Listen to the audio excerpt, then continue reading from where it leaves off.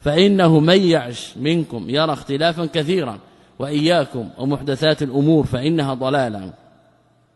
فمن أدرك ذلك منكم فعليه بسنتي وسنة الخلفاء الراشدين المهديين، عضوا عليها بالنواجذ. انظر، قال ستحدث محدثات، ردهم إلى أي شيء؟ إلى التمسك بما عليه الصحابة رضي الله تعالى، لا سيما ما تمسك به الخلفاء الراشدون الأربعة. حينئذ الحكم يكون لشرع الله تعالى.